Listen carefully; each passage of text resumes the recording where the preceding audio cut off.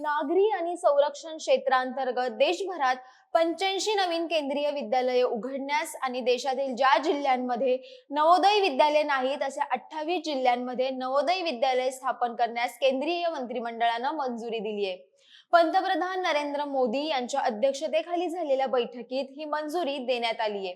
यात महाराष्ट्रातील 3 जिल्ह्यांमध्ये केंद्रीय विद्यालय आणि एका जिल्ह्यात नवोदय विद्यालय स्थापन करण्यात येईल। हे जिल्हे नेमके कोणते आणि याचा लाभ या जिल्ह्यांना नेमका कसा होणार आहे हे जाणून घेऊयात आजच्या व्हिडिओतून। नमस्कार, महा MTV मध्ये आपलं स्वागत। मी गायत्री श्रीगोंदेकर आणि कॅमेरावर आहेत रिद्धेश कदम। केंद्रीय विद्यालय प्रामुख्याने संरक्षण आणि निमलष्करी दलांसह केंद्र सरकारच्या बदली होणाऱ्या आणि न होणाऱ्या कर्मचाऱ्यांच्या पाल्यांच्या शैक्षणिक गरजा पूर्ण करण्यासाठी उभारण्यात येतात। या सोबतच स्थलांतर होत राहणाऱ्या लोकांच्या मुलांसाठी आणि देशातील दुर्गम अविकसित ठिकाणी राहणाऱ्या लोकांसह इतरांसाठी उघडली जातात। देशभरात एक समान दर्जाच्या शैक्षणिक सुविधा उपलब्ध करून देण्यासाठी नोव्हेंबर 1962 मध्ये केंद्रीय विद्यालयांच्या योजनेला मान्यता देण्यात आली। परिणामी भारत सरकारच्या शिक्षण मंत्रालयाचा एक भाग म्हणून केंद्रीय शाळा संघटना सुरू करण्यात आली। राष्ट्रीय शैक्षणिक धोरण 2020 मध्ये आदर्श शाळा म्हणून काम करणारी जवळपास सर्वच केंद्रीय विद्यालये ही PM श्री शाळा म्हणून ओळखल्या जाऊ लागल्या। दर्जेदार अध्यापन, नाविन्यपूर्ण शिक्षणशास्त्र आणि अद्ययावत पायाभूत सुविधांमुळे केंद्रीय विद्यालये सर्वाधिक मागणी असलेल्या शाळा आहेत। दरवर्षी या शाळांमध्ये पहिलीत प्रवेशासाठी अर्ज करणाऱ्या विद्यार्थ्यांच्या संख्येत सातत्यानं वाढ होते। या सोबतच CBSE द्वारे घेण्यात येणाऱ्या बोर्ड परीक्षांमध्ये देखील केंद्रीय विद्यालयांच्या विद्यार्थ्यांची कामगिरी ही सर्व शैक्षणिक संस्थांमध्ये सातत्याने दमदार राहिली आहे। केंद्रीय मंत्रिमंडळानं मंजुरी दिलेल्या देशातील 85 पैकी 3 केंद्रीय विद्यालये ही महाराष्ट्रात असून त्यापैकी एक हे पुण्यात असणार आहे।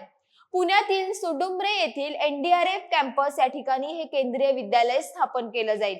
याशिवाय रत्नागिरी जिल्ह्यात नाचने आणि अकोला या जिल्ह्यांमध्ये अन्य 2 केंद्रीय विद्यालये स्थापन होतील। अशा या सर्वोत्तम शिक्षण देणाऱ्या 3 केंद्रीय महाविद्यालयांची भेट केंद्र सरकारनं महाराष्ट्राला दिली आहे। त्यामुळे आता या नव्यानं तयार होणाऱ्या केंद्रीय विद्यालयांमुळे महाराष्ट्रातील अंदाजे 3000 विद्यार्थ्यांना प्रवेश मिळणं शक्य होणार आहे। एक पूर्ण विकसित केंद्रीय विद्यालय 63 व्यक्तींना रोजगार देतं। त्यानुसार या 3 नवीन केंद्रीय विद्यालयांना मिळालेली मान्यता यामुळे एकूण 150 थेट कायमस्वरूपी रोजगाराच्या संधी उपलब्ध होणार आहेत। या सोबतच विविध सुविधापूर्तीशी संबंधित बांधकाम आणि संबंधित उपक्रमांमुळे अनेक कुशल आणि अकुशल कामगारांसाठी रोजगारांच्या संधी यामुळे निर्माण होतील। सध्या देशात 1256 केंद्रीय विद्यालय कार्यरत आहेत।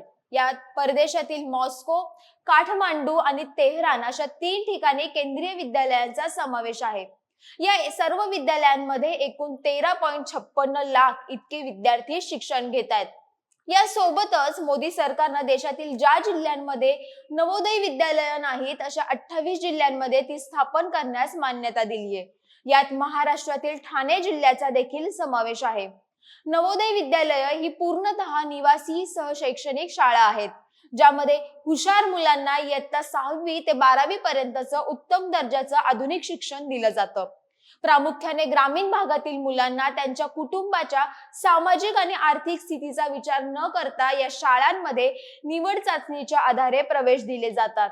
देशात दरवर्षी अंदाजे 49,640 विद्यार्थ्यांना नवोदय विद्यालयांमध्ये 6वी मध्ये प्रवेश दिला जातो।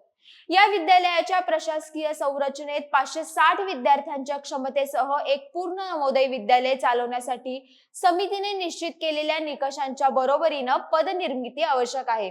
त्यामुळे ठाणे जिल्ह्यातील 560 विद्यार्थ्यांना या महाविद्यालयांचा लाभ घेता येईल। यासोबतच पूर्ण विकसित नवोदय विद्यालय 47 व्यक्तींना रोजगार प्रदान करतं।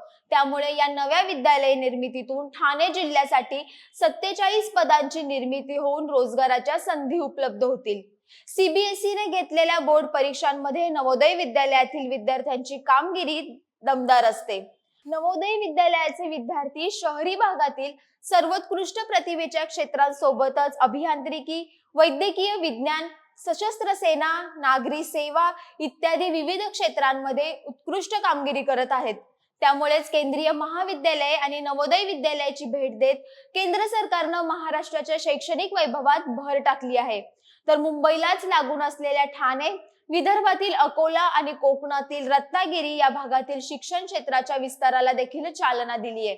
यातूनच गरीब आणि दुर्गम भागातील विद्यार्थ्यांना शिक्षणाच्या आणि त्या अनुषंगाने रोजगाराच्या संधींचा लाभ मिळणार आहे.